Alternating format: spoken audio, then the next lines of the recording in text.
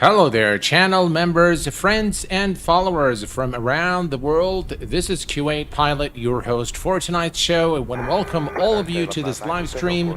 We have today with us my very dear friend Rand Cooley. Hello, Rand. Welcome aboard, my friend. Omar, hello, my friend. Welcome aboard. Rashad, welcome. Scott, Ryan, and Eduardo. How are you guys doing today? I hope you are well, and today we are going to be flying one of the most underrated aircraft, in my view, in MSFS, the Just Flight BAe, or British Aerospace 146 Professional.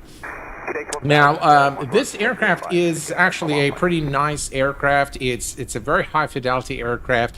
And we have with us Carl Childers in the house. Hello, sir. Welcome aboard. Glad to have you here. And we have also Vladan. Hello, Vladan. Welcome aboard. Thank you very much, guys, for being here this evening. So we are at Echo Sierra Sierra Bravo. Today we're heading to Kastrup in Copenhagen, Denmark. And it should be a nice 1 hour flight. Let me bring up some information on our flight today here from Volanta. So we are going to, looks like we need to replan our flight. That's all right. We're just going to come here and say add flight, and we're going to import it from SimBrief. There we go. That's our flight for the day today, and we are going to be cruising at 30,000 feet, approximately 310 nautical miles. Flight time is about 1 hour.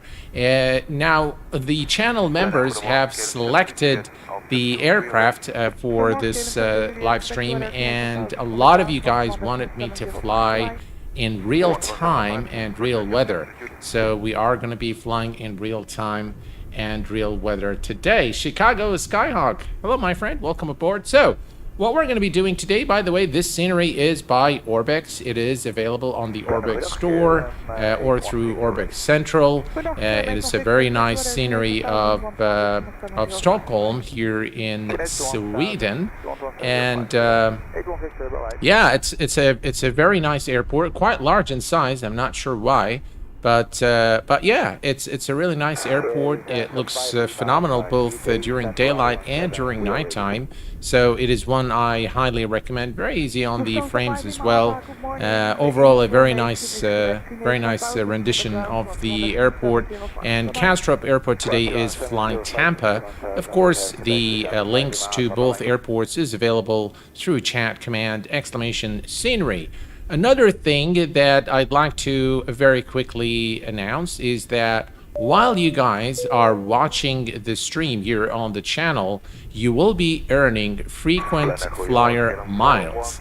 And what that means is, by the way, you can check your balance by typing !points, and that will give you your current balance of points on the channel, and the store is then going to be I'm going to be adding serial numbers for either an add-on that you can basically purchase from within Streamlabs, or a gift certificate that you can redeem for the number of points that you have. So that is how that is going to work, and I will give you more details on how much each point is worth and what the actual add-ons or gift certificates will be, and all the amounts. They will be available through the store, but I will provide you with further communication. But this is again another way for me to say thank you for being here on the channel and for watching watching the stream here on the channel. All right, so what we're going to be doing is we are going to be heading to a very dark cockpit, but you can see the nice lighting here. It looks really nice. So we're gonna head over here. Thankfully we have the light. The first thing you'll notice is that Just Flight has revamped their electronic flight bag. It is much more usable now, and thank you, Drushal. I hope that you guys enjoy it, and yeah. So, and then of course, what I'm going to be doing also, I will allow the moderators. So the moderators on the channel actually can add points. So that is something that we can also do during our, giveaway streams. Those who maybe do not win, we'll give them, or sometimes a name is announced on the channel and then the person is not there. So what we can do is we can assign them points, something like that. I'll figure it out for you guys. But I'd like to make it worthwhile for you guys to be here, other than the fact that I enjoy your company and I hope you enjoy mine. I'd like to make it worthwhile for you guys to be here on the channel. So, let's go to the operational flight plan, and we're going to say continue, and it should just load the plan. As you can see, the origin airport is Echo Sierra Sierra Bravo, destination Echo Kilo Charlie Hotel. Flight number today, we are Scandinavian Flight 676. Our route today is through the P1 Zulu, through the P3 transition, and then we're going to take airway November 872. We're going to exit at Airnav, which is the transition into our star, and today the star is the Airnav to Bravo. We are more than likely going to be landing at runway 12 at Kastrup, but we'll check out the flight plan in just a second. Now, once you are here, you can go simply to the aircraft. And now it says import SimBrief OFP payload, and I'm going to say import, and it automatically loads everything for you.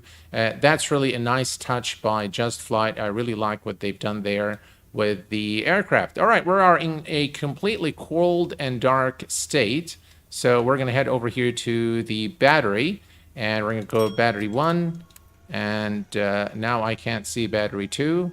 All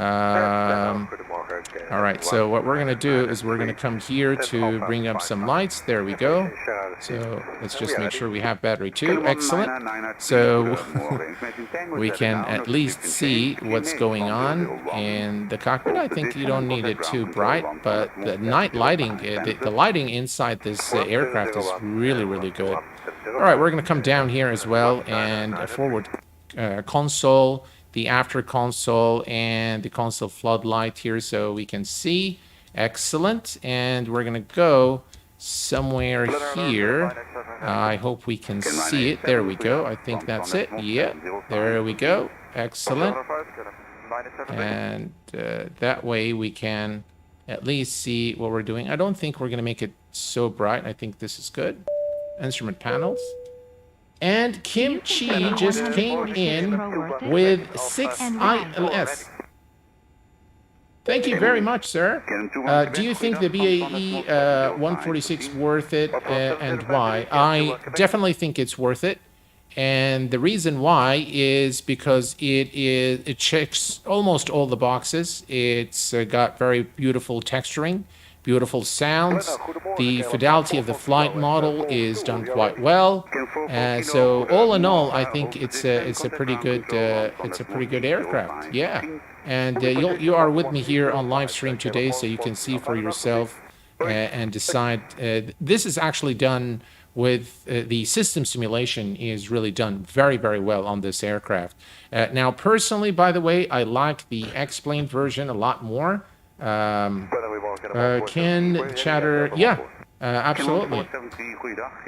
It looks like it's bothering you guys. Ooh, look at the volume there. I think that's better. All right, tell me if that's better, Scott. But yeah, it is from the systems perspective, from the performance perspective. I think this aircraft is really done very, very well. So I definitely do recommend it. I'm not sure if the new alerts are now showing this time around, but hopefully they are. And if they do appear on the screen, please do let me know what you think of them, if you like them or not. And yeah. Yes, better. All right, perfect, perfect. All right, so we are now, we have all the lights ready, so we can start with the rest of the cockpit preparation. So we're going to head here over to the overhead panel. We're going to turn on the bus ties on, and the standby inverter, standby generator is on. We're going to come here, turn on the galley power. APU gen is on, and we're going to go ahead and start the APU. It takes a little bit of time to get the APU going. So we're going to come over here, and we're going to turn on the non-smoking sign to the on position. Cabin emergency is armed, and then we're going to head over here to the yaw dampers, turn them on. AP master on, avionics A and B are on. The ground ignition can stay on both for now. The brake fans can go to auto. Anti-skid is on. Auto spoiler is up, and the spoilers are yellow and green are both turned on. Perfect. We're going to come down here. The DC pump is on. AC pump on auto. PTU is on. And everything here is good. And now it looks like we have the APU. You see here that it's showing 100%. So we're going to turn on the APU air packs 1 and 2 to provide conditioned air to the passengers. Fasten seatbelt sign is turned on, and the emergency flight deck emergency lights are now armed, and everything is now ready in terms of the overhead panel. Perfect. All right, so now what we can do, I've just reset the altimeter, by the way, and what we can do now is bring up our flight plan, and we're going to take a look at the final cruise altitude, 30,000 feet, which is okay. It's a bit too much, maybe, but 300 nautical miles, 30,000, that's times 100. It's about 31,000 should be the cruise altitude, but I'll go with 30. So let's go ahead and set 30,000 feet.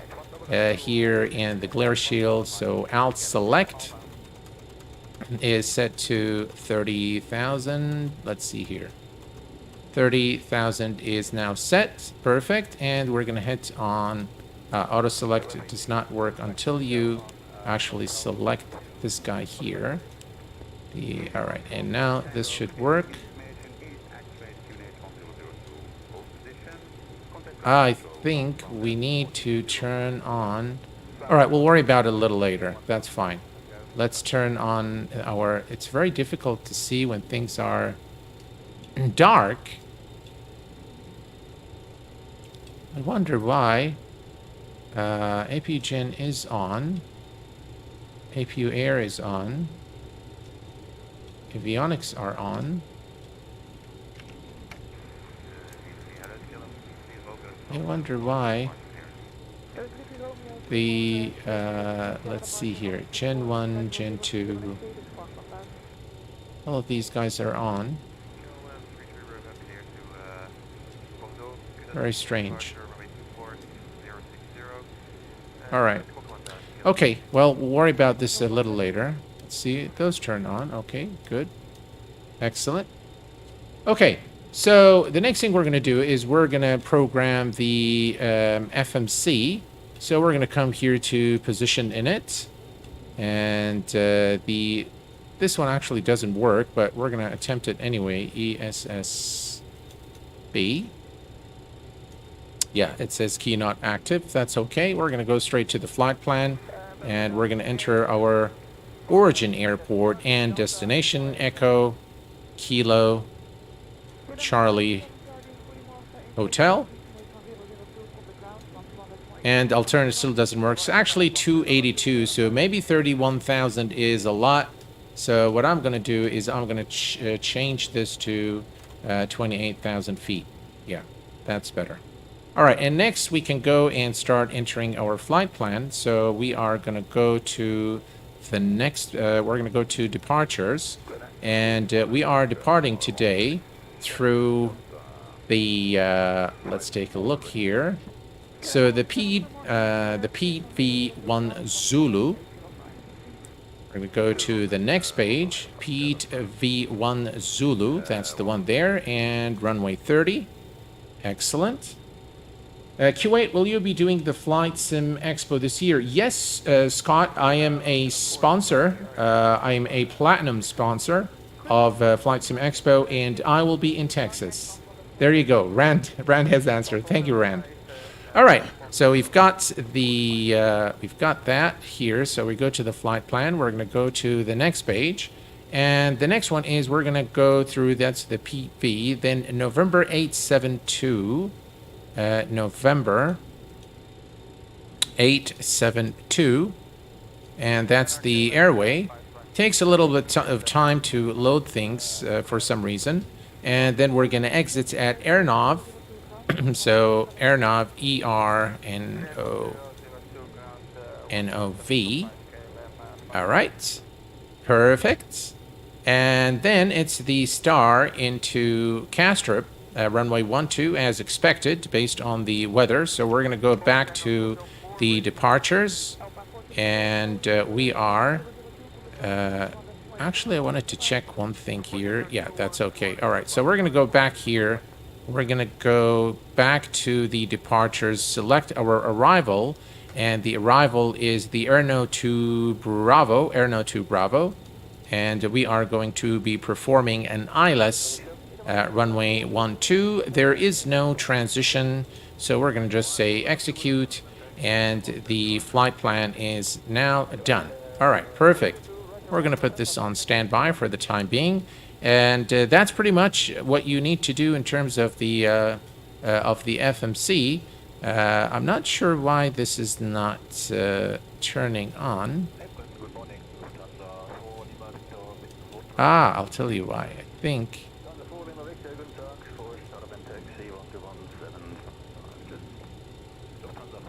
very, very strange that it's not turning on.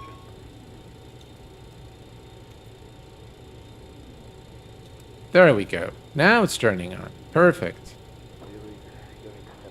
All right. So it's very difficult to see in the dark because not all the buttons are illuminated. So it kind of get a little bit difficult. All right. So everything is done. We're going to come here to the thrust management system, or TMS, and we're going to power it on and test it. Make sure it works okay. The current outside temperature is 3 Celsius. It's already set for you, and the test checks okay. We're going to set this to takeoff, and when we're going to derate the takeoff to 93.6 for our departure, we're going to click here to set the speed bugs, as you can see here, and everything else is looking pretty good. All right, perfect. We're going to turn on the flight directors on both sides. Again, very difficult to see when everything is so dark. Let's see, maybe we can add some light here.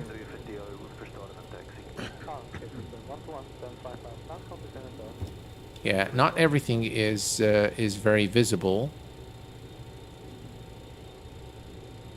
All right, so all is good here. Excellent.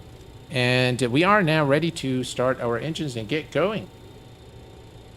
146-300. It's actually the 200. It's the BRA airline or Malmo Aviation. This is actually Scandinavian. It's kind of hard to see. There you go. It's kind of hard to see because of the darkness, the complete darkness, which you guys wanted. So yeah, it's Scandinavian today, and I love this aircraft. The way this aircraft looks is just really, really nice. All right, so we are good to start our engines. We are going to come here, and we are going to turn on our fuel pumps. We are also required to start the turn on the engine NTIs. I'm not really sure why, but with this aircraft, you have to turn them on for engine start. And we are going to come over here, turn on our beacon lights. Now, I'm going to show you one thing that is, I think, an issue with the aircraft beacon light. Look at that. That does not look right. So that's something that probably needs fixing from the guys at Just Flight. But overall, it's okay. All right. For engine start, we need to turn off the packs, and we need to turn off APU air. We're going to come here and make sure everything is okay. The DC pump is no longer actually required, so we can go to the off position. And we are now ready to start our engines.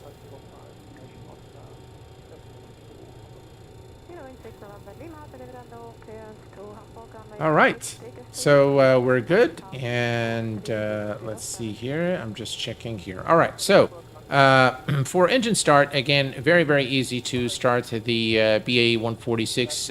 We almost forgot to set our altitude here, so we're going to go 28,000. So I'm going to set this to 28. So we're going to set it to about 29. So that's about right. That's 28. All right. There we go. And I think we are pretty much good to go here. Altimeters are set. All right, perfect. Let's go ahead and start our engines. And to start the engines, we're going to make sure that the start power is in normal position and the start master switch is turned on. The start sequence for the BAe 146 is 4, 3, 2, 1. So let's go ahead and do just that. We are going to select engine number 4. And now we can start the engine number 4. You can see the engine number 4 is now spooling. I really am feeling a little, you know, kind of worried because I can't see much. But I do have a new pair of glasses, so I'm kind of glad about that. All right, so we can introduce fuel for engine number 4. There we go. Engine number 4 is now starting. Excellent. And while we're at it, we can come here to the overhead panel. We're going to put the... let's put the nav lights on here. All right, perfect. Right, and we have the engine starting now. Excellent. And once the light is out, we can start the next engine. So we're going to select engine number 3. There we go. And engine number 3 is now spooling. Decal, hello, my friend. Welcome aboard. Good evening to you. How come you have not jumped in on the VR simulation yet? I have a health issue that prevents me from doing VR. I'm sorry. But yeah, unfortunately, I cannot do it. By the way, guys, the correct procedure for the startup requires that you turn off the TMS, but it doesn't seem to cause an issue, so we're just going to leave it.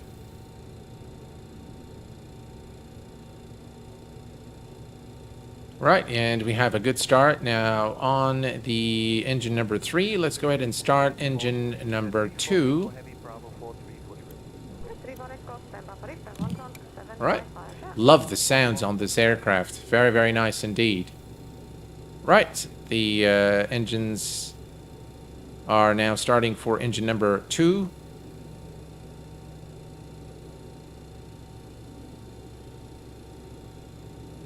Right. 20%. Give it fuel. Excellent.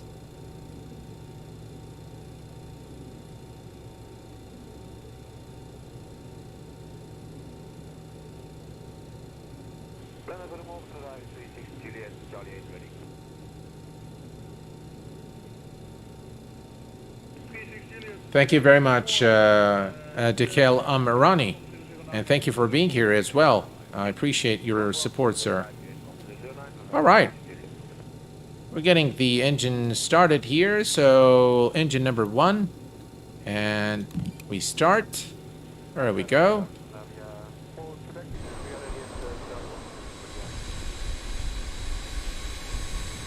Just look at this aircraft. You have got to love the texturing on this aircraft.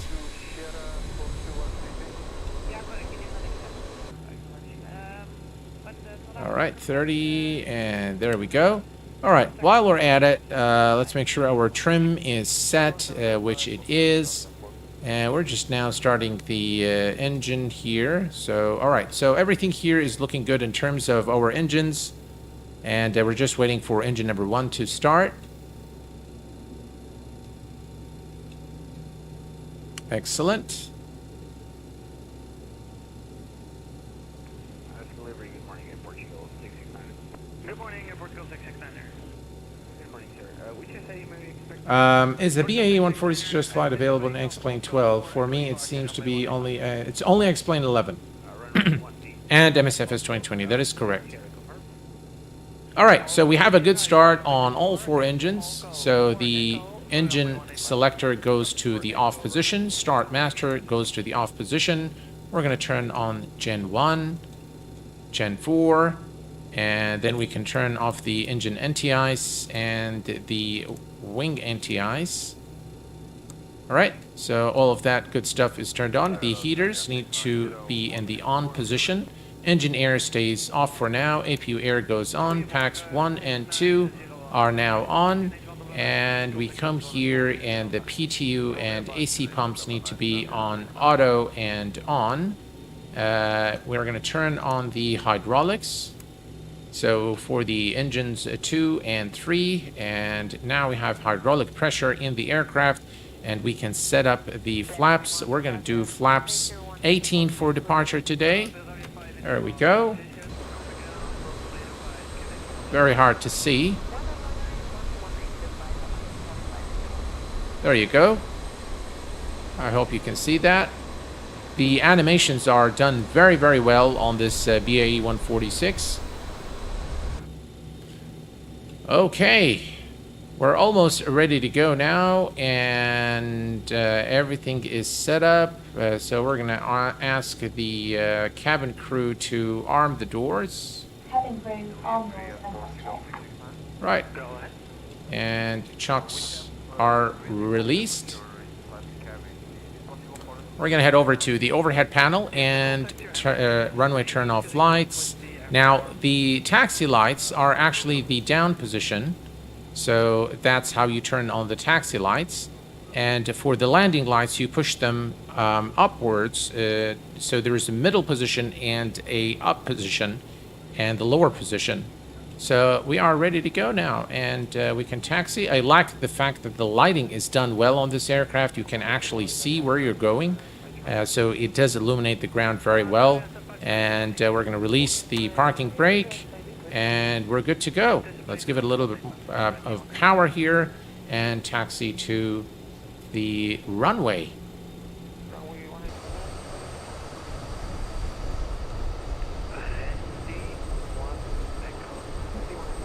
Very nice airport during nighttime. Again, the DX12 issue we can see here, but that's not a biggie, I hope.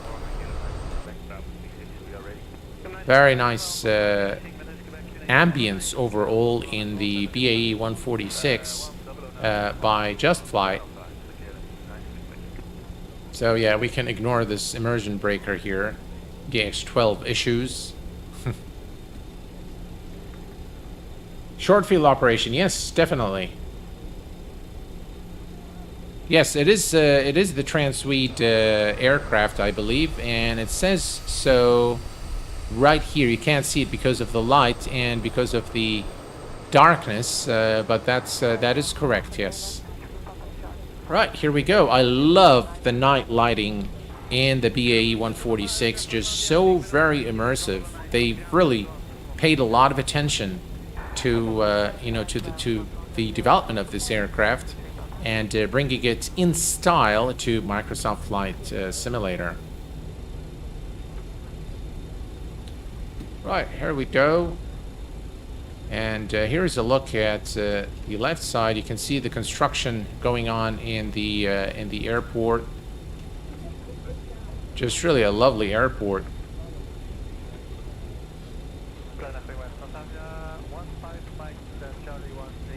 Again, one of the things I like a lot in Microsoft Flight Simulator is the implementation of the lighting engine, which makes the sim very immersive and highly realistic. We're going to go all the way. We're going to need all the runway to depart.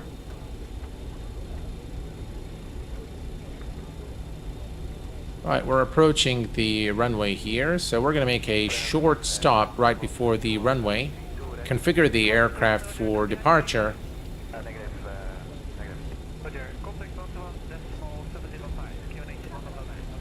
And yeah, for those of you who actually live in the area can probably tell us if this is accurate, what they're seeing, if this looks like home or not. I certainly cannot vouch for the accuracy, but I can tell you that this really does look very nice in terms of the buildings and the overall airport ambience, as the structures, the details on the buildings, they look quite nice. All right, so we are here at the hold short point for runway 30 and ready for departure. So let's go ahead and set the parking brake real quick and configure the aircraft for departure. The APU is going to stay on. We can turn off the packs actually for takeoff, but we can leave them. That's fine. Strobe lights are turned on. We're going to turn on the landing lights. Right, landing lights are on, and we are pretty. By the way, just take a look here at those beautiful lights. Just look at that, guys. Looks like there's an aircraft coming, so we're just going to wait a little while for this aircraft to declare its intentions. But we are pretty much ready to go, so we're going to release parking brake, and we're going to line up and wait. Let's see. Looks like he's coming to land. I really am not sure.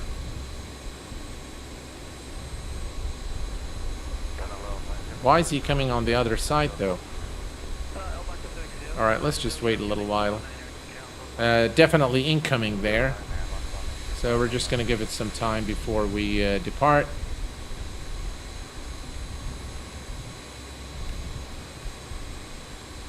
Very much authentic. Thank you very much, Adam, for the confirmation. Appreciate it. Yeah, the sky is definitely landing, so we're going to allow him to land, and then we're going to line up and depart. I'm sure this is runway 30. Just look at the strobe lights again, done so well on this aircraft.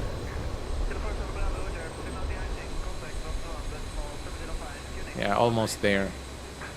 There's quite a bit of traffic this evening here at our departure airport. Boeing Corp from Logan, New Jersey. Hello, my friend. Welcome. How are you doing today?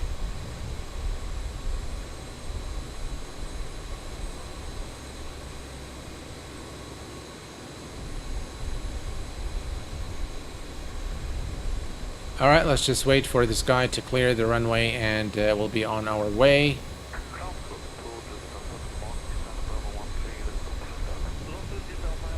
Very nice to actually see the traffic in Microsoft Flight Simulator. Right, looks like he's disappeared, and that's to our advantage. All right, let's go ahead and take off. Let's line up and depart.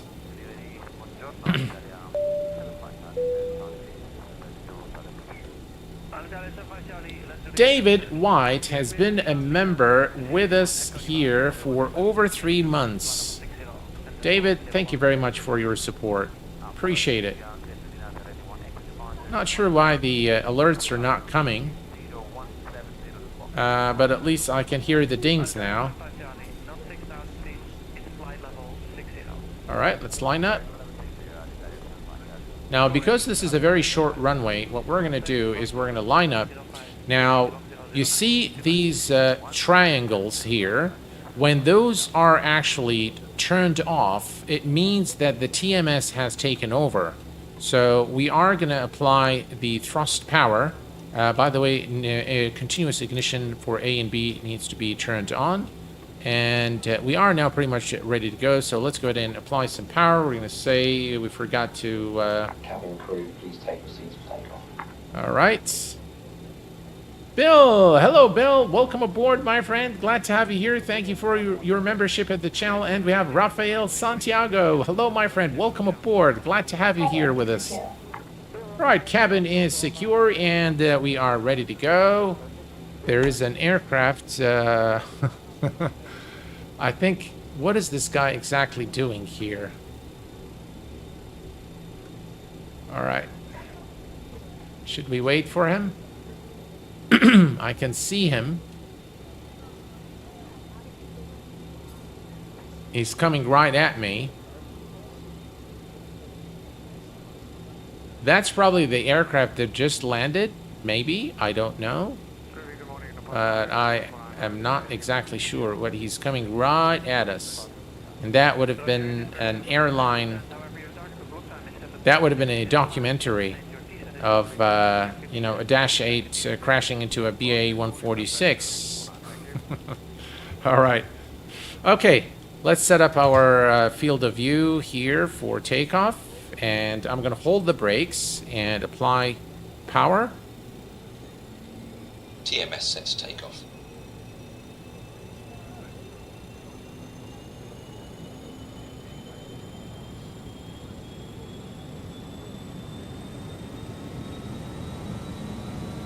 All right, there we go. TMS now has taken over.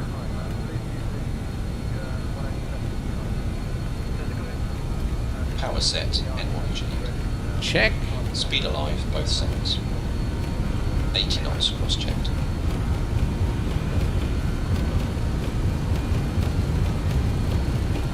V1, rotate. Rotate. V2, positive rate of climb, gear up. Gears going up.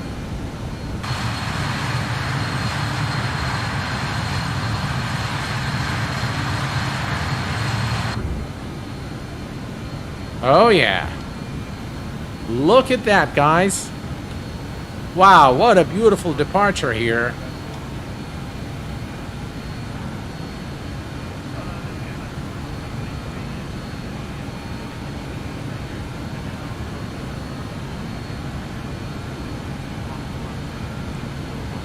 Right, alt select is now selected.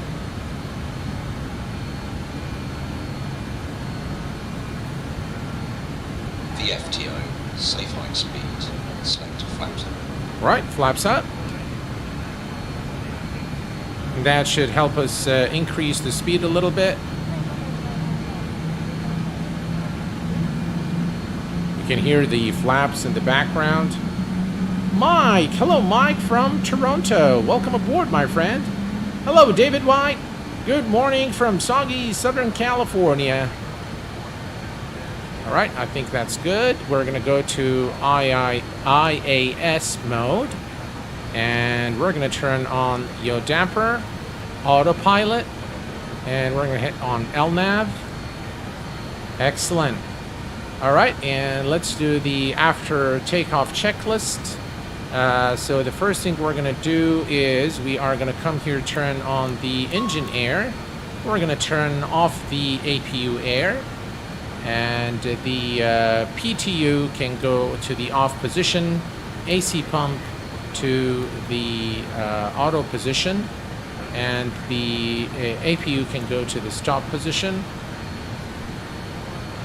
And engine, continuous engine, we can go to the off position here.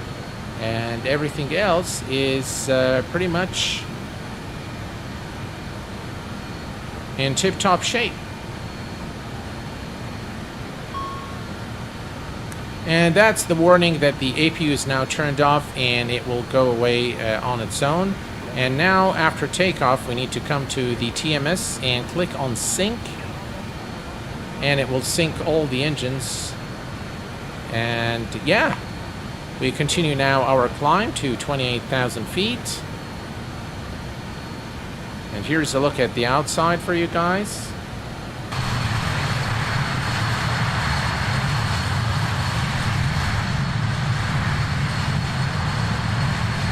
Again, there isn't really much to see, but you guys want me to do a night flight, and if you guys want me to change the time for any reason, if you want me to make it daylight again, please do let me know, because this is going to be a very dark stream.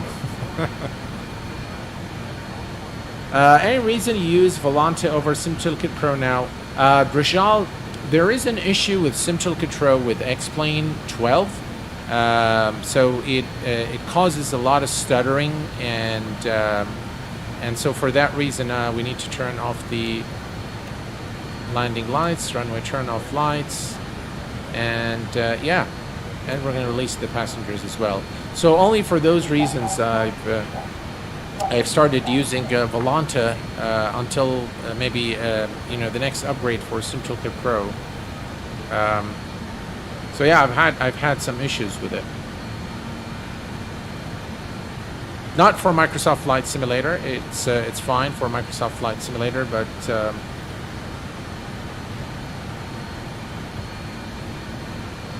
thank you very much, Carl. On my new PC, SimToolkit Pro and Volanta should just, yeah.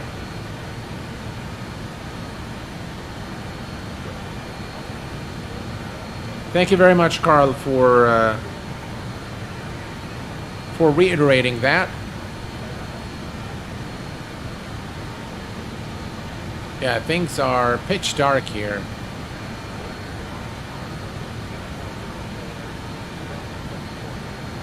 You can see the AI traffic better during... Captain UK, hello my friend, welcome aboard. Glad to have you with us this evening. Daytime since Copenhagen is so beautiful. Alright, Drishal, I can change the time, guys. Just say the magic word if someone else can. Otherwise, you're fine. Yeah, we can... I wish I could know why the... if the stream of the new chat alerts are actually being displayed or not, but there's no way for me to check.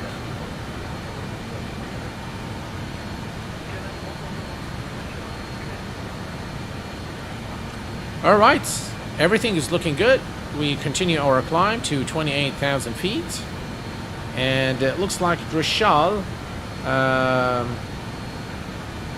wants us to change the time, so I'm going to go ahead and change that. We're going to go maybe right here. There we go. And this is what things look like, guys. Much, much better. Look it.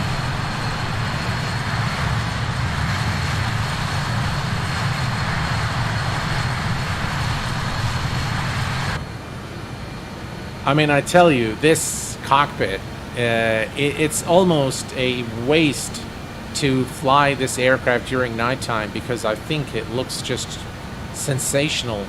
The cockpit, you can see all the good work once, you have the... so we can turn off the panel here and the instruments. Dim that. And we can also turn these off. No need for the flood or the instrument panel. And we're going to come down here and turn these off as well. There you go. Looks beautiful. Yeah.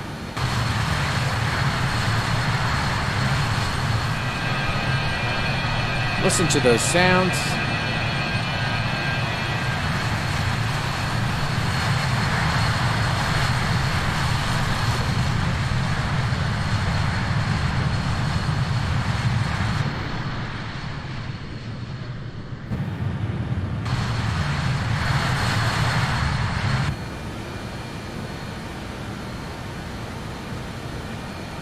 Tried transferring my data on SimToolkit to my new PC, and it seems they have an issue with the accounts. Might take an opportunity to use Volanta instead.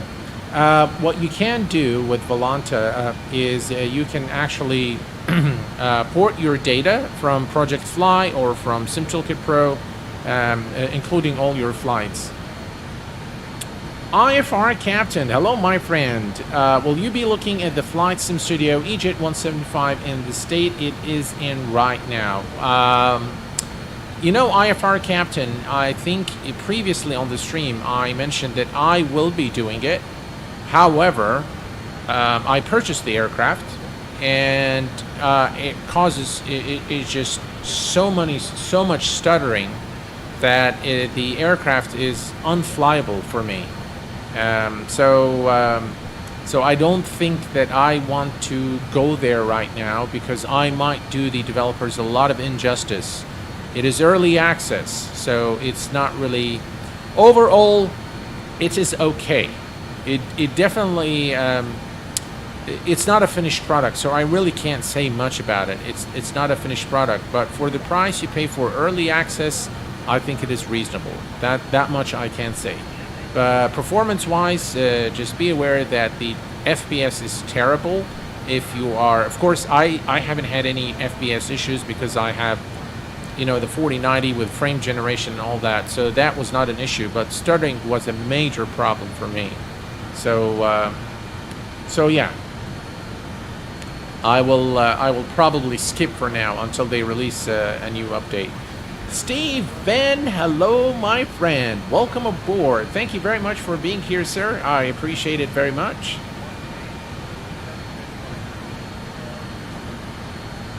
And yeah, we're looking good here. Speed is good, and we continue the climb to 28,000 feet. And by the way, we can go here to Volanta, and if I take this away and take that away, I'm not sure why it's not showing us. That's, by the way, us right there, and that's the top of descent.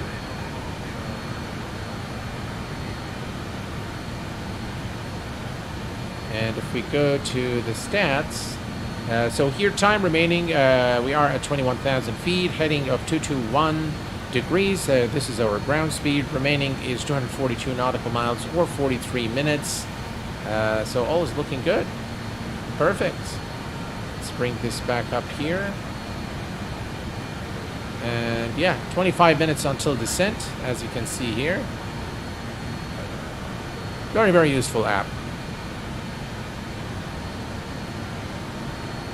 Yeah, Drashal, it will port. You'll have the option of porting also your flights, so that will work perfectly well if that's what you want to do. You can just put all your data back into Volanta, for sure.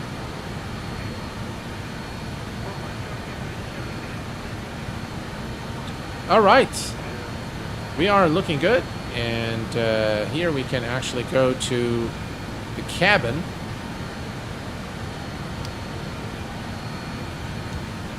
And take a tour of the cabin. Again, the cabin is not bad. It's not the highest fidelity, but not a bad cabin. Just look at those engines, though.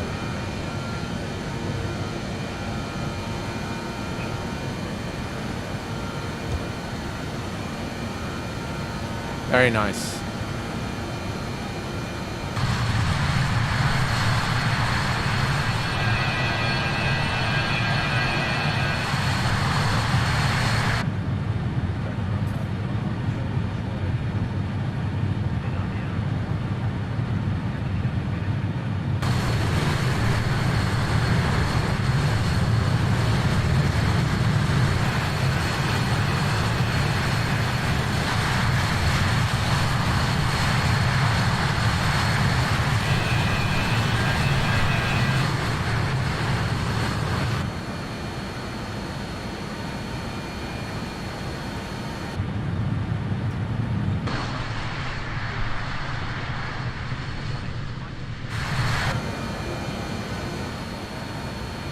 All right, back in the cockpit. We are approaching our final cruise altitude, 2,000 feet to go. The cabin in the 140 is like the trades, looks huge and on the inside, but tiny from the outside. Yeah, that is true. Would you say Volanta Premium is worth it? Drashal, for me, see, let me just tell you that I first of all, when I saw Volanta, I'd like to support the developers. While all the features that are available on Volanta are available in SimToolkit Pro and much more, and SimToolkit Pro is free, while you have to actually pay for Volanta. But I like to support the developers, so if you want to use Volanta, the schedules is a premium feature. Screenshot, I think, is a premium feature. So if schedules is something that is important for you, then go ahead and it is worth it for sure. It is definitely worth it. Right, we are approaching our final cruise altitude of 28,000 feet. A good time to start looking at our flight plan here. And we are looking okay. Let's go to the next page. Ah, there is one disco, and we are going to clear that. And then we're going to go to the next page, another disco here. So, all right. So here's what we're going to do. We are going to take a look at our flight plan real quick. Beg your pardon, our charts. This is runway 12. All right, so this is the ESSB-EKCH runway 12 at Copenhagen, and that's Fido. So where is that one? Let's go back. Previous page. That's Fedjo, and then after Fedjo, we need to do a heading. So we'll turn left to intercept the localizer. And while we're at it, let's take the localizer frequency, which is 109.9 with a final approach course of 119 degrees. So let's do that, 109.9, 109.9. All right, that's set. We'll set it here as well, 109.9. All right, and the approach course is 119. So we're going to go ahead and set that as well. 119. We can just click here. 119 is set, and we're going to set it on nav 2 as well. There we go, and we're all set. Perfect. You're most welcome, Trishal, anytime. Right, we continue. Ooh, our speed. So this aircraft does not have an auto throttle, so you have to manage the speed yourself. I'm gonna just slightly bring the brake down to reduce our speed. All right, that's good. So you have to manage the speed. Once you reach your cruise altitude and you hold the altitude, the only way you can control the speed is by using the throttle. So yeah, we're going to set this to about 77 N1. There we go. Right, perfect. And we continue now towards Copenhagen. There are a few restrictions in our way. Next page. All right, so we are here. We still have quite a bit, and we're not at a very high altitude, so we shouldn't be an issue once we arrive into Kastrup for our descent into Kastrup. Beg your pardon. Now, I don't know if you guys have seen my top 10 list of payware aircraft for X-Plane 12. What really puzzles me is some of the guys that go, and there were, by the way, some folks were really nasty. Some comments I actually had to remove because they were just way out of line. But I get really surprised when, people come and tell me, you are wrong. You are wrong in putting this aircraft at position 1 or putting this aircraft at position 2. How can I be wrong about my own opinion? It's really funny, how people think sometimes. It is my list of top 10. You can disagree with it. You can say, yeah, I think otherwise, which is okay. But you can't tell me that I'm wrong about my opinion. Rand, watched it this morning. Very good. I'm glad you liked it, Rand. A surprise was Flight Deck to Sim actually checked it out, and he had a very similar opinion of my positioning of the aircraft. So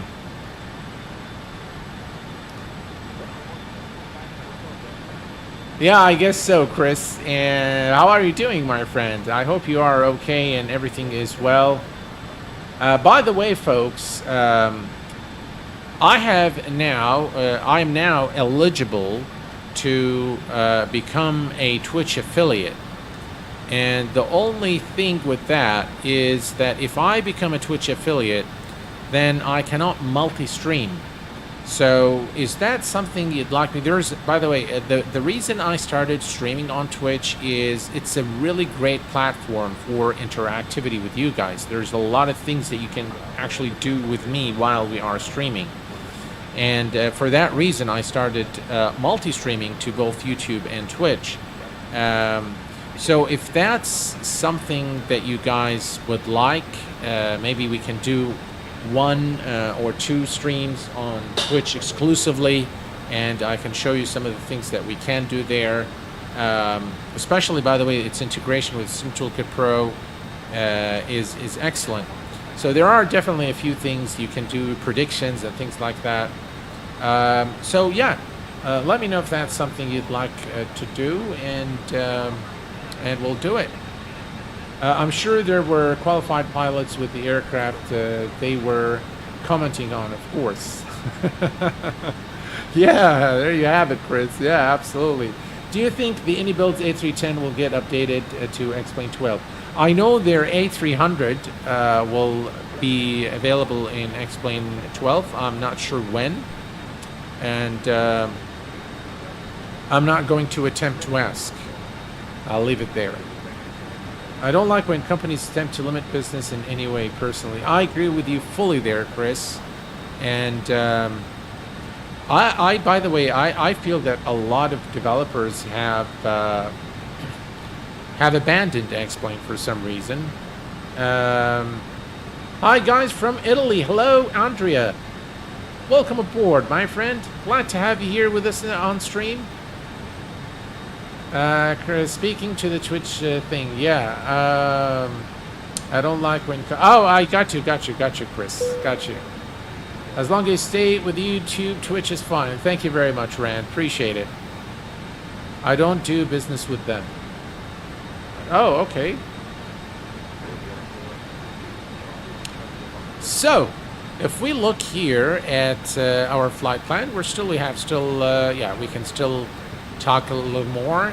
And yeah, so what do I plan to do in the coming days? There is a tutorial that a lot of you guys have been asking me to do, which is how to set up the throttle quadrant in X-Plane 12. And that is something that is coming very soon on the channel. I realize that it can get very confusing.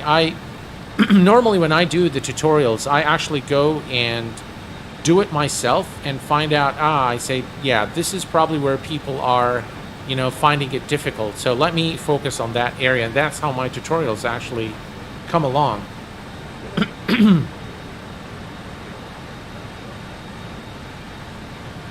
So Spoggy Simulations, welcome aboard, my friend. And we have Friedel, hello from Frankfurt, welcome aboard. We love you here on YouTube. I hear you. Roger that, IFR Captain. Any company that tries to limit my ability to also do business with their competitors, it's hard to get things across the chat sometimes. Yep. Got you there, Chris.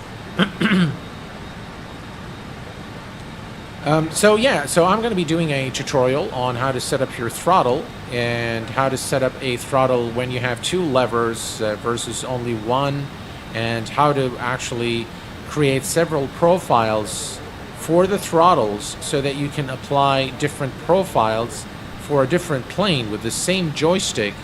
For example, with the Thrustmaster throttle I have, there are 2 levers there, one for throttle A and B, or engines 1 and 2. And if I go, for example, for the TOLUS, normally I have the throttle set, each one is a different axis. But when I go for the TOLUS, that doesn't work because the TOLUS A340 has 4 engines. So I've created 2 profiles. One has the separate axis engines 1 and 2, or throttle 1 and 2 for all my aircraft. And then I have one that is only throttle, and that is so all axes are mapped to throttle only, and that works. That profile is mapped to the TOLUS A340 as well as all single engine aircraft. MC Crew Fish, Hello, my friend. Welcome aboard. Glad to have you with us. And we have Camilla. Camilla just became a subscriber here at the channel. Welcome aboard, my friend. And we have also Mr. Mr. Mike 4. Welcome aboard, my friend. Glad to have you here with us this evening. And welcome to the Q8 Pilot channel.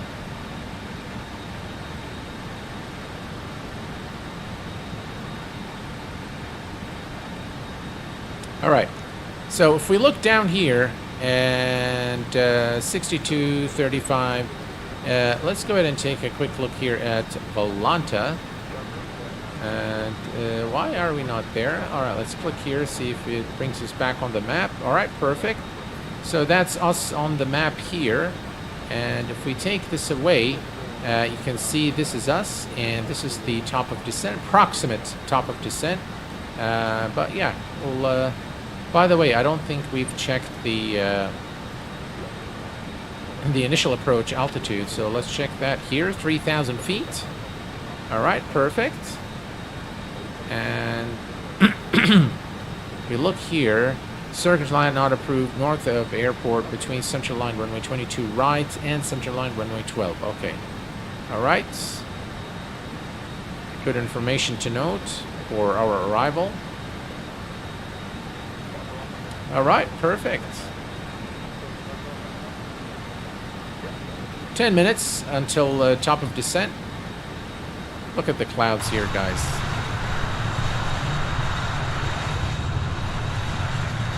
This looks phenomenal.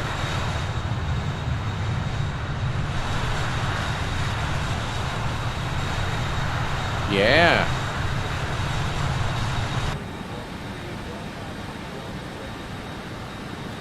There are a couple of things also coming soon on the channel. One is the reality expansion pack for the for the default Laminar SR22. That's something that I plan on showing here on the channel and give you my honest thoughts as usual. A couple of airports have released for X-Plane General Aviation. I did not find them to be worthy of a review on the channel. They're just simply not good. Officer R, hello, my friend. Welcome aboard. And Mr. Mike, welcome to the Q8 Pilot channel. Hi, Q8. I normally set target C between 780, 800, depending on the altitude. Then I use target button, and then you have sort of auto throttle. Well, yeah, that works. That works. You can definitely do that.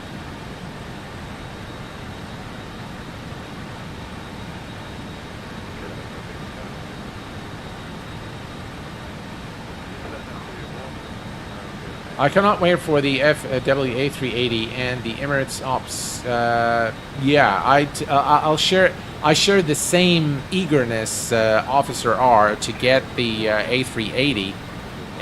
So yeah, it's a wonderful, wonderful aircraft. The A380, one of my favorites. Only second to the Boeing 777-300ER. Q8, how do you handle the heat in the 139K and the RTX pump into your room? There is sweating. I have sufficient cooling, so if you look at my specs, I have a CPU cooler.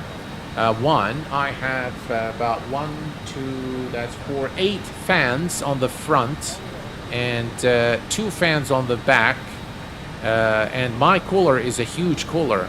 And of course, you have to have the, I have it in an obsidian case, which is a large case, so it allows the airflow to go, and I've tested the airflow, the direction of the airflow, before, setting up everything. And when I actually open the case, when I open my box, and I just put my hands there to feel it, the air is actually pretty cool.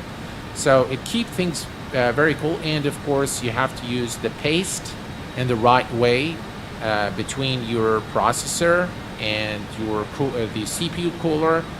Make sure that you apply paste, the heat paste correctly, so that you make sure that all that heat is dissipated through from your CPU to the cooler. So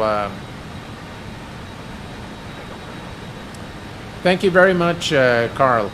I have 30 KS and colon sex to chill the water in my loop. Wow, that's a pretty cool setup there, Carl. Yeah. What are your thoughts, Carl, on the 139 KS? I was actually thinking of getting it before I got the K, but then I read some things about it being, you know, overheating and that it's really, really hot and things like that. So that kind of turned me away from getting it. How do you like it? Right, if we check down here, let's see here. So we are actually not too far from top of descent, about 4 minutes for top of descent. So what I'm going to do is I'm going to reset our MCP altitude to 3,000 feet, which is our final cruise altitude. Sorry, initial approach altitude, 3,000 is set now. And if we look here, things are a lot cloudier here in Denmark. Guys, look at this scene. It's a great processor. The KS only came out last week, as in launched. Oh, really? It's powerful, has higher thermal output because it's a higher wattage used due to higher max clock. What are you clocking it to right now? I think the speed is about, what, 5.8, is it?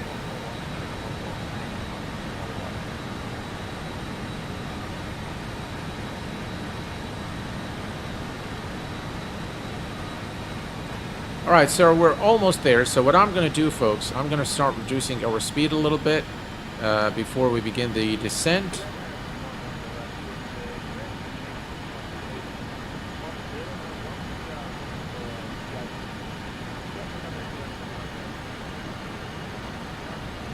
All right, perfect.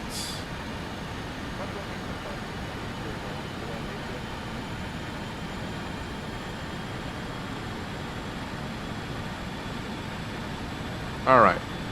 So now, in order to begin the descent, and by the way, we should, I think, begin the descent now. If we look here, there's a little bit of lag between where we are. Yeah, we'll just give it a little time. E-course clock at 4.3 and change. Yeah, the same thing with me. 6 gigahertz. Wow, that is some speed there, my friend. That's pretty cool. Yeah, those are the performance scores. Yeah, wow, that's very good. I think mine the 139K goes to about 5.8, but I have it clocked to 5.5. I just leave it at 5.5. Then, you know, the temps remain very, very good, so I'm pretty happy with it. All right. I think that's a little too much.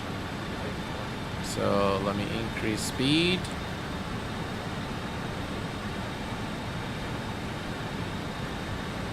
All right. So let's maintain the speed here. All right.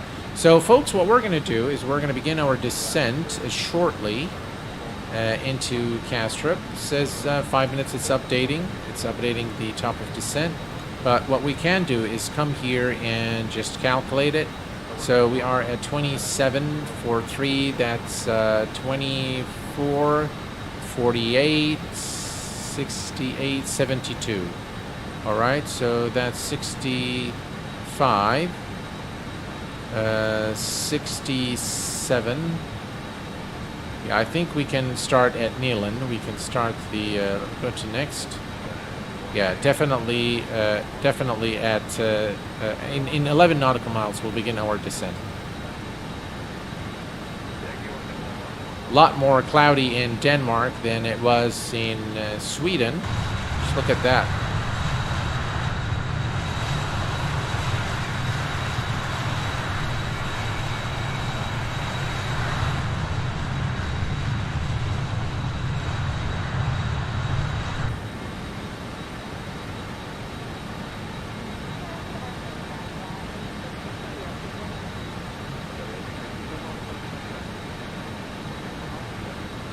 Right, we're going to set our bugs for landing.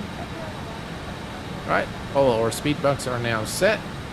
When you combine the 139 KS and the 4090, yeah, I do not go less than 1200 watts. I have the 1600 watts, just to be on the safer side of things. If you fly over a certain part of Sweden, you might see the flooding that is going on right now. A lot of snow smelt last week, so they have closed roads. Oh, really? Oh, wow.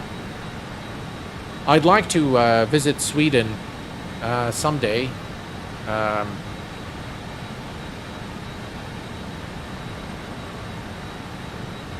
Thanks, Carl. Yeah, I'd like to definitely visit a lot of countries in my lifetime. Any ideas when MSFS PMDG 7379 may be released? I have no clue, Boeing Corp. I don't know. I've seen some people stream it, but I'm not sure when is it going to be released. All right. So if we look down here, I think it's time for us to begin our descent now. So what we're going to do is we are going to say alt select, and we're going to select IAS. So that will lock the speed at 250 knots. And now we're going to ease off on the throttle, and you'll notice that you'll notice that the aircraft will begin the descent here, as you can see, so that it can maintain the speed. Kind of like the 727, you just really reduce the throttle, and it will maintain the speed since it's on IAS mode.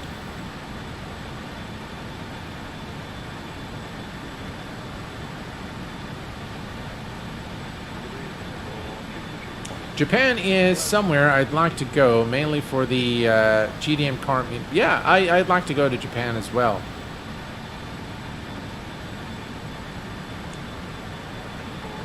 Right, so we have begun the descent now towards Kastrup Airport in Denmark, and we should be in the airport shortly. Hopefully I'll remember to record the replay.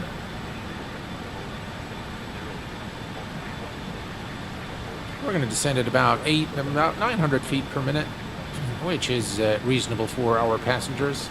And for the approach, we are going to come back here. We're going to turn on the PTU on for the descent, and everything else can stay the same, but we need to turn on the fasten seatbelt signs, and we are good there. Perfect.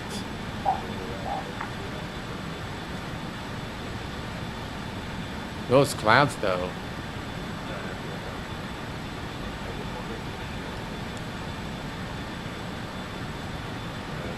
So I have a new set of glasses that are making me a little bit kind of dizzy. So I went to, I started having some problems with, with the screen, just not really being able to read properly. And when I went to the optician, they said, let's get your eyes checked again. And they said, hey, guess what? Your eyes are, have deteriorated since the last time. So now you need a bit stronger glasses. So that's what I've done. And yeah, I'm kind of getting used to it now. All right. So if we look down here, and 19, that's 19, 625, 55, 60, 7, yeah, we're good. We should be able to make it to the initial approach altitude. So we've started the descent at the right time. We are at 250 knots, and we'll maintain the current speed and current rate of descent, which looks reasonable to me. It's dark in Sweden, or the whole Scandinavia. It is currently dark. We've changed the time because some of you guys wanted to see Kastrup during daylight, and I'm not sure how much daylight we're going to see with all these clouds, but hopefully we'll see something. Here, let's take a look at the weather conditions. If we go to the operational flight plan and go to the weather, and the weather here is 1:30:17. Check this out. Woo! Scattered clouds, broken, all sorts of things. So yeah, we're in for a very rough landing into Castro. Hopefully I can butter it for you guys. But if I don't, I hope that you're not upset. All right, here we go. By the way, the last couple of days I haven't streamed because I was very busy at work. So 8:14 in Stockholm. Yep. Recently got diagnosed with my eye condition cold I can't say it. Means I need an operation to stop the. Oh, I'm sorry to hear that. I wish you well, my friend. I wish you well.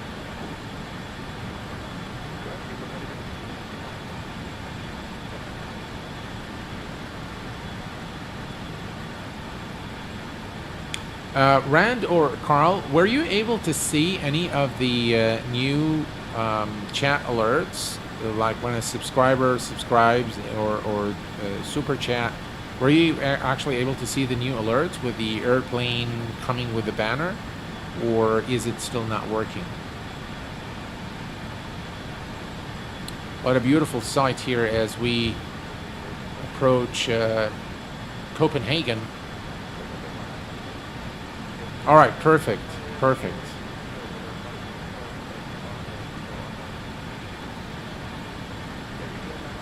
Very nice looking scene here as we approach Denmark. Let's take a look at the outside real quick. That looks really nice. Yeah.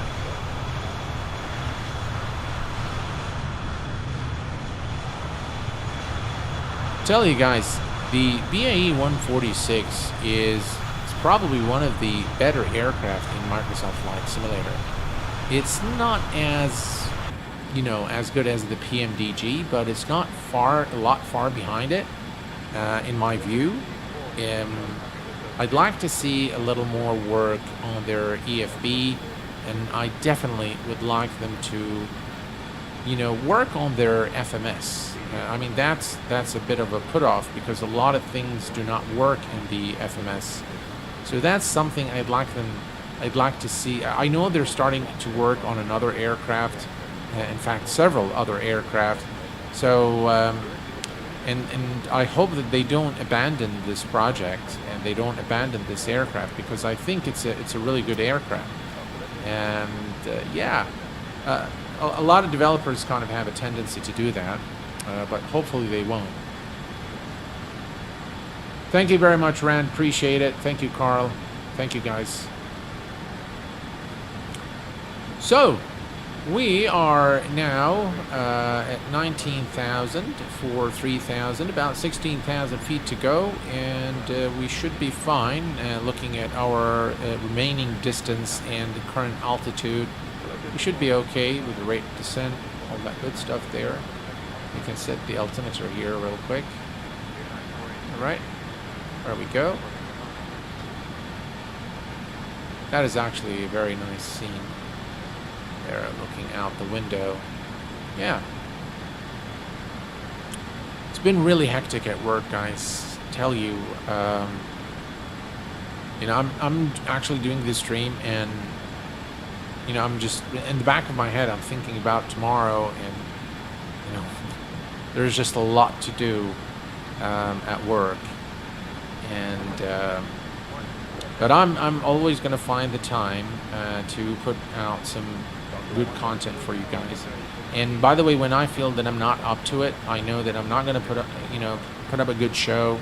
I just decide not to stream and not to create any videos because I know that it's probably not going to come out with the quality that that I want. So I just decide not to do it. Q8, do you know when is the Just Flight BAe 146 coming out with the glass cockpit? I have absolutely no idea. See, guys, I normally don't speak to the developers a lot. Some of them I do on several occasions when they have an add-on, but I try as much as possible not to create too many conversations with the developers. Because that sometimes can affect your opinion because you develop a relationship with them, you start to either like them or not like them. Either way, it's not good for the reviews that I do. So, and I keep things very professional with all the developers that contact me. Even when they tell me, we want you to take a look at our plugin or our add-on, my disclaimer to them is I am more than happy to showcase your add-on on the channel, but I know that I'm not paying for it, so you're giving it to me for free, and that's okay, and I appreciate that, and thank you for that, but I will state my opinion as it is.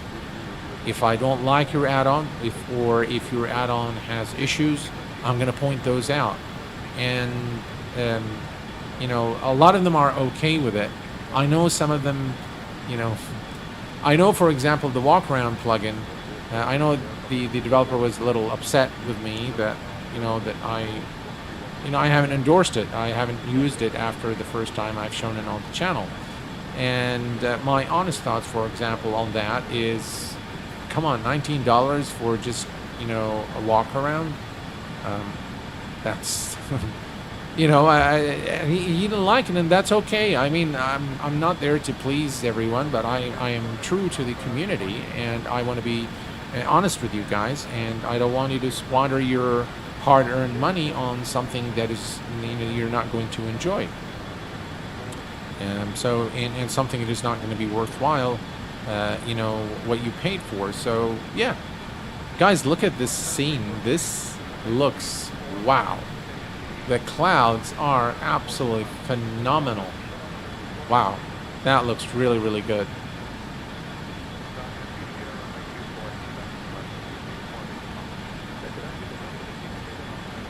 Thank you very much, Rand. Appreciate it. By the way, I have a very good relationship with the guys at Just Flight since the X-Plane days. But again, we've kept it. I think I like them a lot because they are very professional, and they've never actually given me something and, said, oh, this is, you cannot say this or you cannot say that, or they just give it to me and they say, just really state your opinion and just, tell the community what you think.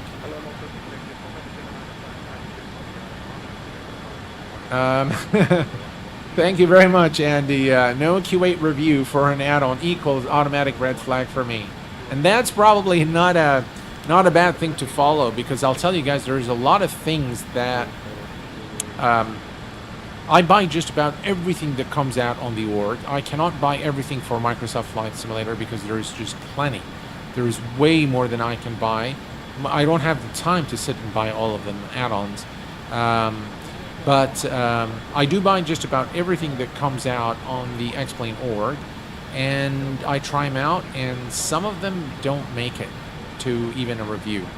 And such as, for example, there is the Gulfstream, there is the AKD CRJ, I think, or AKD Gulfstream, aka AKD aircraft, whatever that thing is, and the CRJ, both aircraft, the Gulfstream and the CRJ, both are not in a state where I can actually spend time and review them, and I just don't want to waste your time or mine, so I just won't review it. But if you ask me, if you go to Discord and you ask me, Q8, what do you think of this aircraft, I'll very honestly and very openly tell you I recommend it, or no, I don't recommend it. Don't spend your money elsewhere. So if you're in doubt about any add-on for X-Plane or Microsoft Flight Simulator, and you haven't seen sufficient reviews or you haven't seen convincing reviews, you are invited and more than welcome to post your questions in the relevant Discord channel, where there is a request review channel. You can just go there and say, Q8, can you review this, or what do you think of this? If I think it's worthy, sometimes, by the way, a few things do slip from me. So you guys actually help me when you go to the channel on Discord and ask for a review, because sometimes there are things that slip, and that's a good way for me to say, oh, I didn't know about this add-on, let me take a look, and I'll come back and let you know if it's worth it or not, without a doubt. So yeah, Now, this is a really nice looking scene, and I think we need a little bit of lights in the cockpit. So we're going to add a little bit of instrument lights here for our arrival, and we're going to come back here, forward console. There actually not so much here, but that one there. Excellent. Glare shield. We'll give it some there. We can see it better. Excellent. We are looking good. And 15 we need to probably expedite our descent a little bit. So let's do that.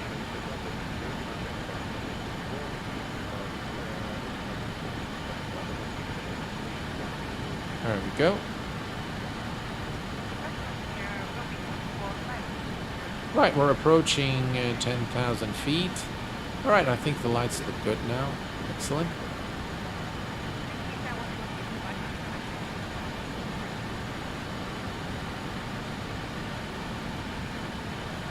Perfect. And now, if we look at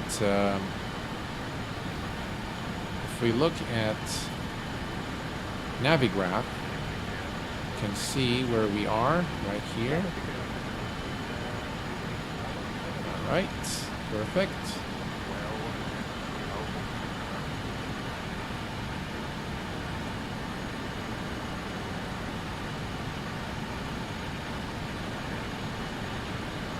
DK Records Beats of EDM. Hello, my friend. Welcome aboard. When I first moved to X-Plane, I didn't know much about the YouTube community. Bought something I went developed without QA pilot re-lessons. Thank you very much, guys, for your kind. By the way, I'm most humbled by your comments. Thank you very much for that. I really appreciate it. I appreciate your trust in me, and I hope I continue to live up to your expectations. You guys are what made the channel. And by the way, I looked at the stats of the channel in comparison to 2021, and I'm very happy to say that the channel has grown tremendously in this last year, and that is all. I owe all of that to you guys. So thank you very, very much for all your support, for everything that you've done for me, and making my experience on YouTube worthwhile. So, and Twitch, of course, for those of you who are on Twitch. Have you looked at Flight Tampa Amsterdam for X-Plane 12? I have, IFR Captain. Not impressed. The first time that Fly Tampa creates an airport that does not impress me, I have to say. It's not impressive at all. Very, very hard on FPS, and to me, it's just not worth it. It's not worth the money. This is the very first time Fly Tampa creates something I don't like. And I truly, honestly do not like it at all. I don't recommend it. Don't waste your money. Just keep it with the... it's mediocre, yeah. That's the first time they made a mediocre product. Yeah, I agree. I agree. Yeah, Carl and I, we have the same opinion there. So, yeah, I definitely do not recommend it.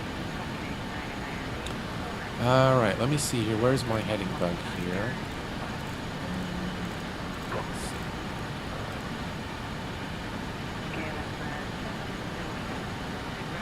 All right, perfect. So if we look here, we are halfway through at Charlie Hotel 532, and then we're going to come here. Fedjo is the final waypoint, and then there is will be in real life will be vectored into the ILS. So we're just going to do this manually, and yeah, we should be fine. All right, perfect. We continue our descent. We're looking good in terms of the descent.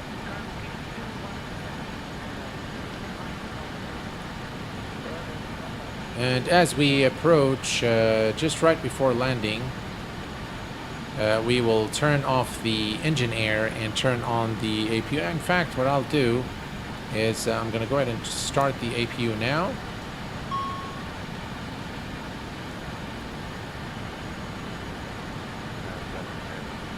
All right, that's the turn.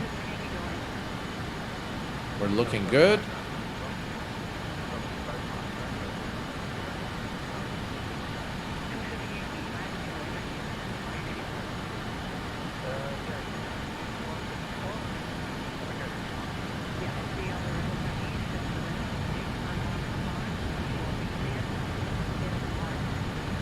Right, so if you extend the brakes, obviously the aircraft wants to maintain the speed. We're a bit too high, so I want to make sure that we are good before we reach the final waypoint.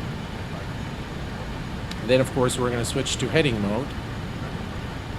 That's a bit too much there, so the passengers are probably not very comfortable right now.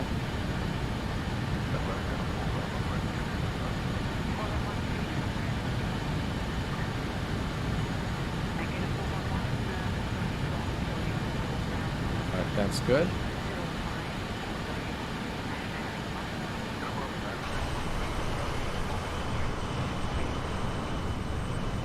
Just look at the scenery here. Wow. Looks brilliant.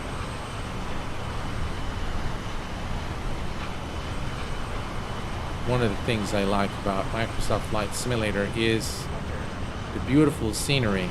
Look at that, guys.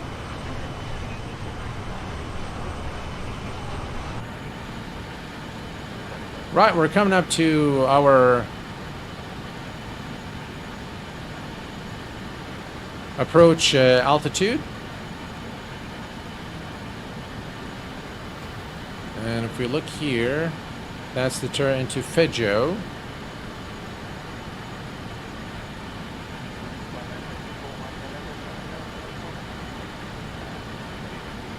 Alright, so we're going to come here, we're going to turn on the APU air. Engine air is off. Engines 2 continuous. BTU is on, and everything is good. Alright, and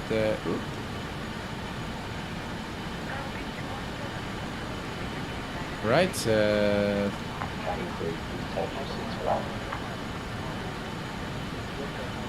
cease for landing. Let's take a quick look here, see where we are. Right, we're doing good.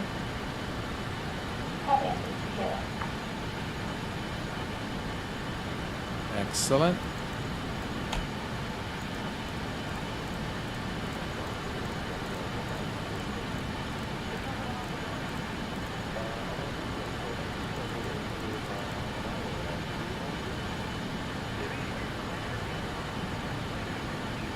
All right. Now, if we look here, I believe we are at the last waypoint, which is Fedjo. Okay, so if we look here, that's Fedjo, and we can actually now go to heading mode. So I'm going to select heading mode.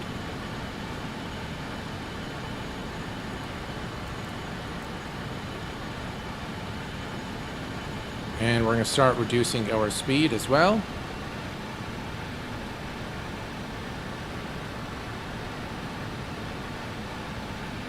We're going to switch to radio.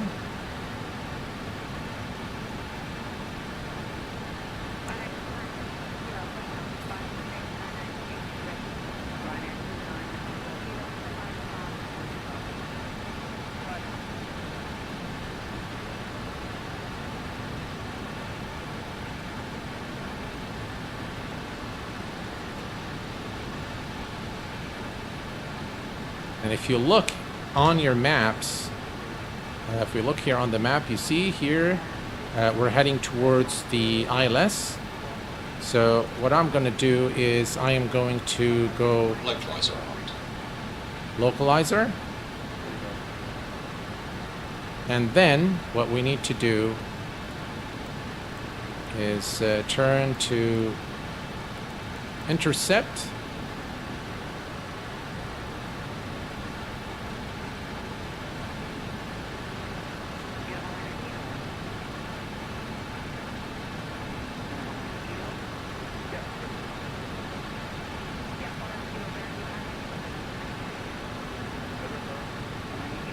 Excellent. That's the airport right there. Localizer captured. Localizer captured. And by the way, I almost forgot FCR. Where is it? Oops.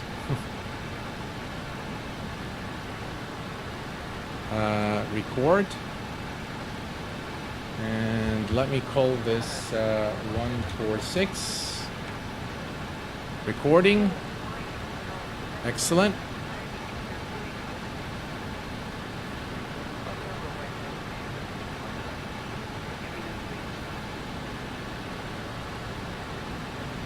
We continue to reduce our speed now. That's the runway ahead of us now, as you can see. And you can see this line moving towards the center. Right, let's start reducing our speed. By the way, landing lights should be on.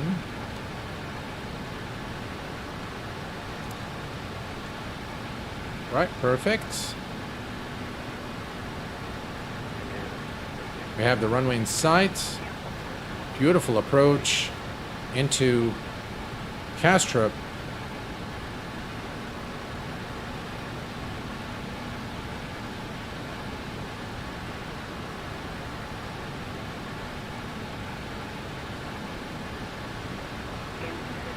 Definitely, Carl, the KLAS Speed is... checked below 205. Select flaps 18. Right, flaps 18.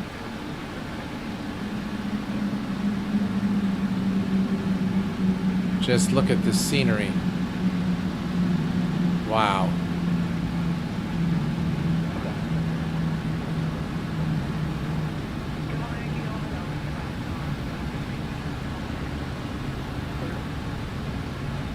Light slope's alive. 1 dot to go. Right. Light slope armed.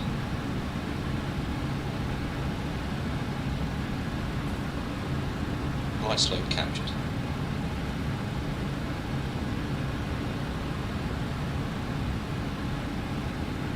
We're looking good.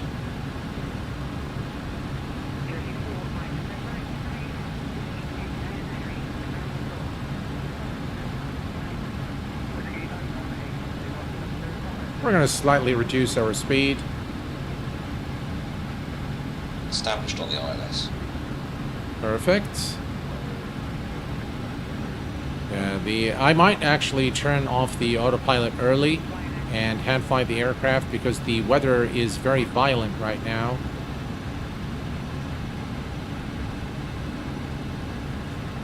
By the way, the stutter you see is probably from FSLTL, the AI traffic. As it loads the aircraft, it can cause some stuttering. 2500. Speed check below 205. Select gear down. Right, gear down.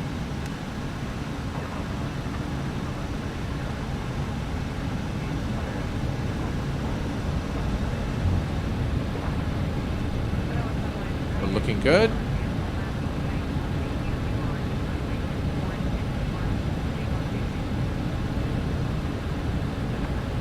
Very nice looking aircraft. Just look at the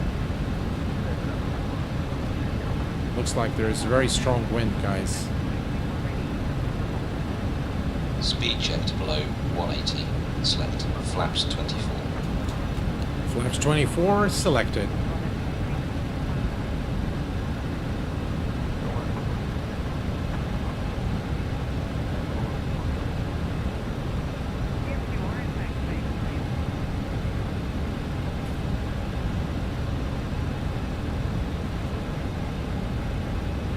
Speed checked below 170.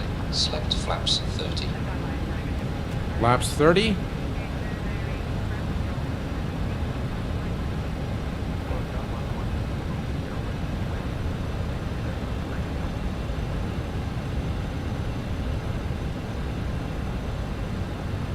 Speed.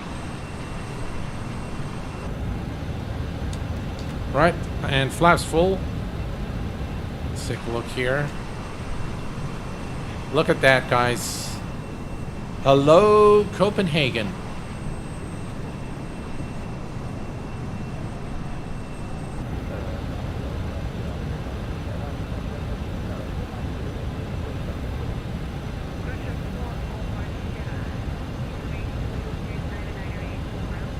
That is a beautiful sight. I can feel the crosswind, by the way. Right, I'm going to adjust my view here a little bit.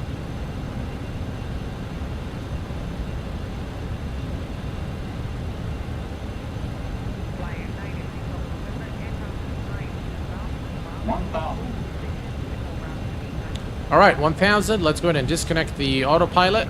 Autopilot disconnected. My aircraft.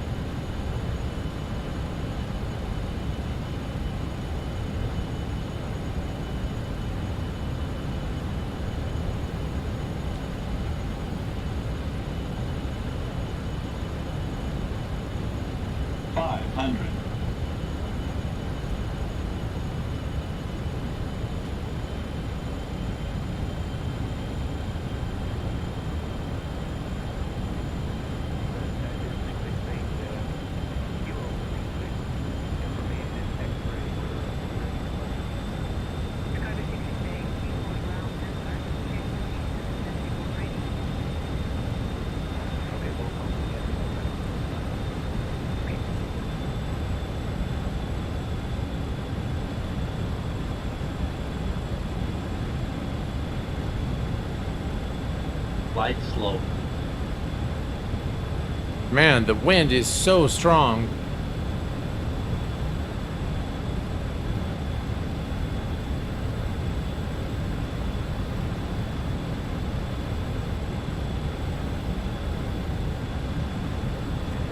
$50, $40, $30, $20.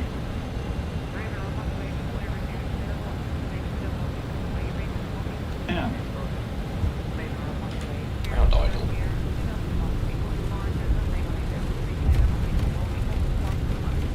And ladies and gentlemen, welcome to Copenhagen.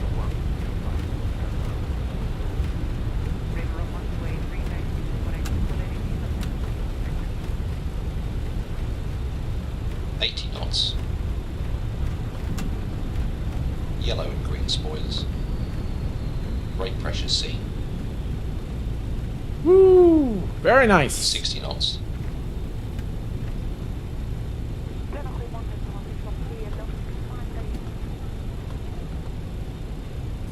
All right, we've made it safely here. This was really a very fun landing. I tell you guys, it was a really nice approach into the airport, and very fun landing into the into Copenhagen.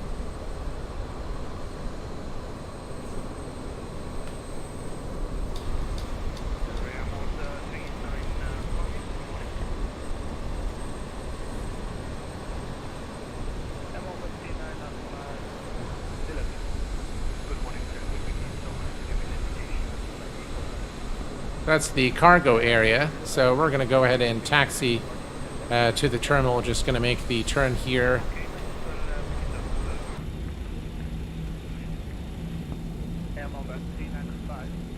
I'm glad we recorded. I didn't forget to record the... All right, so we're going to go to taxi lights. And up here we can turn off the strobes.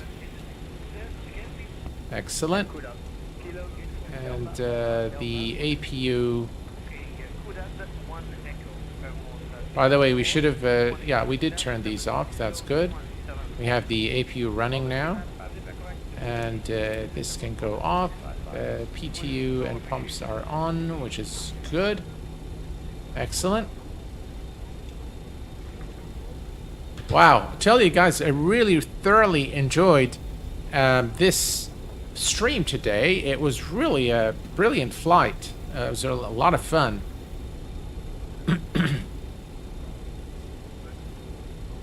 And it's nice we started with a evening departure or a night departure from Stockholm in Sweden. And then, you know, it's kind of dusk here now in Copenhagen. But this was really a fun stream. I really thoroughly enjoyed it. The company that you guys provide is just excellent, guys. Thank you very much, Rand. Rashad, thank you very much. IFR Captain, thank you very much. Appreciate it.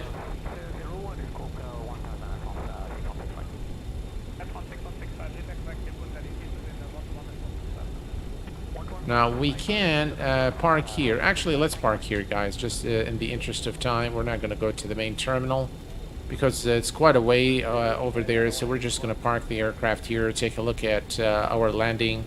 Yeah, that position here, look at all those aircraft there.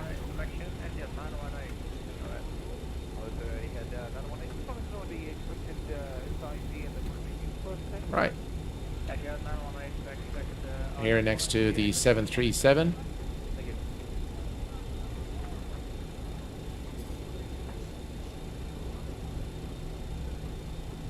Golf 112.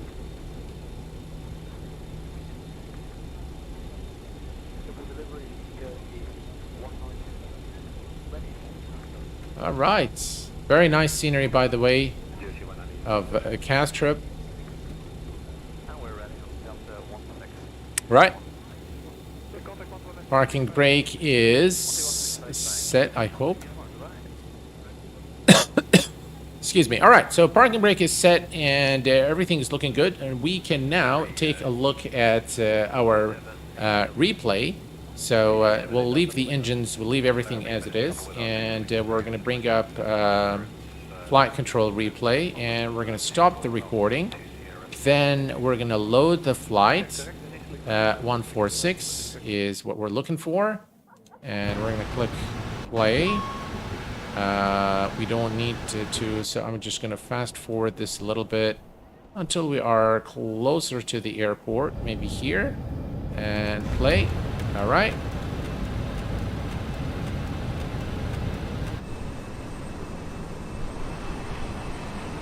Takes a little bit of time to load the scenery underneath. Look at that, guys. No flaps, I guess. Look at this beautiful scenery of Copenhagen.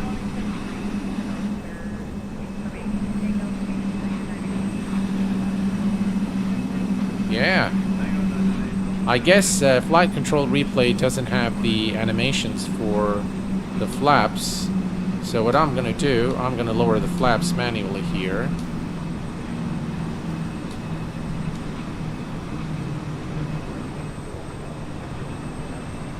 Look at.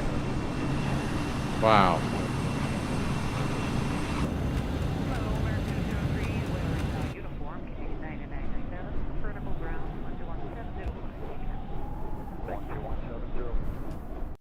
Oops. Not sure what I've done.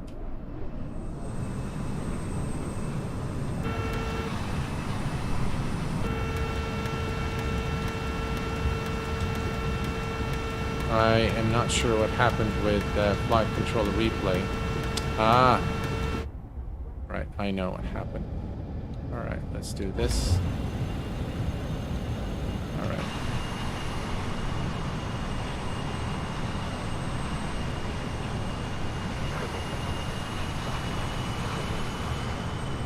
By the way, we can change the time of day if you guys want to see the in a different time. We can definitely do that. Takes a bit during the replay takes a little bit of time to load the scenery, but I think we have it now. The flaps down and gears down. We're clear to land.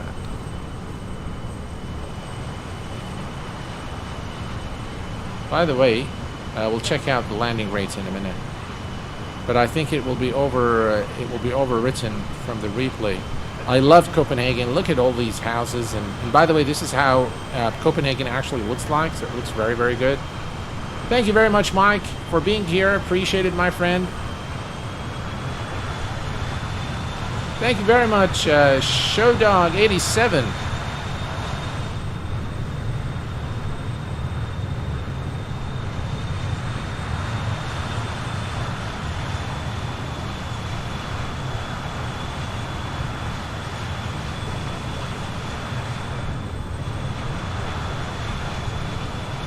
That's flight control replay doing some funny things. Wow, look at this approach. Look at the airport scenery.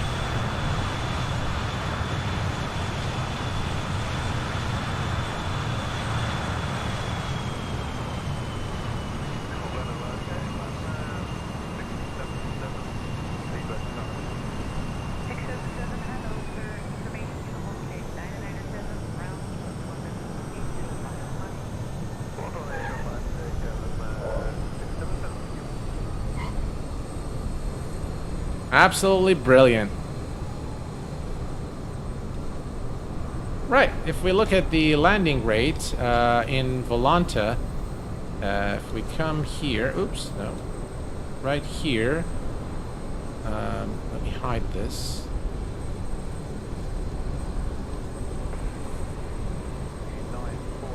.77 FPM. Our landing rate was 77 FPM, and we landed at 90 knots, the wind 140 degrees, 26 knots. That's some wind there. Yeah. So that was a lot of fun, guys. Without a doubt, I enjoyed it thoroughly, and I hope that you've enjoyed it as much as I enjoyed streaming it for you. Robinson Santana, welcome to Commercial Pilot.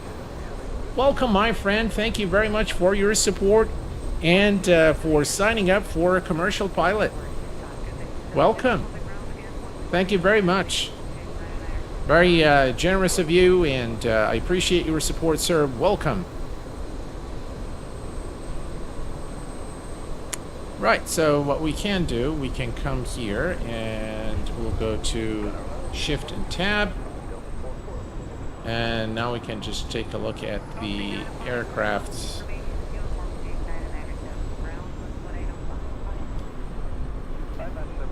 There we go.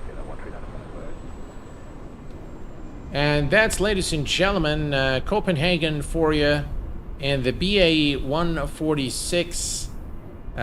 Beautiful aircraft by Just Flight.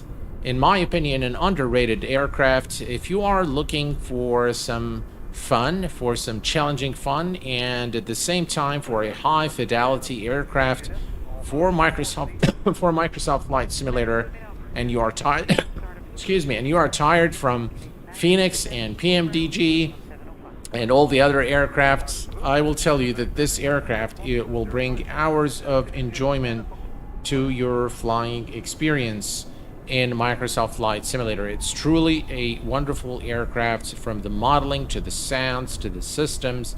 Yeah, it does need some work on the FMS in my view, but other than that, really a great aircraft by Just Flight. Well, folks, this pretty much brings us to the conclusion of our live stream today. I hope that you've enjoyed this live stream as much as I enjoyed streaming it for you. It's time for Q8 Pilot to go to bed.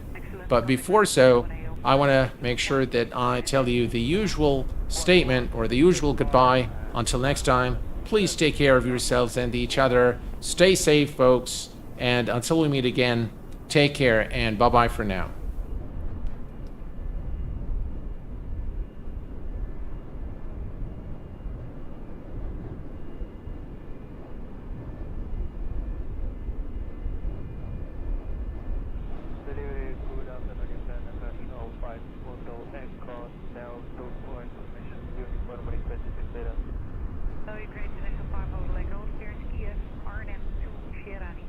Runway 4, initially flight level 60, Scott 3160.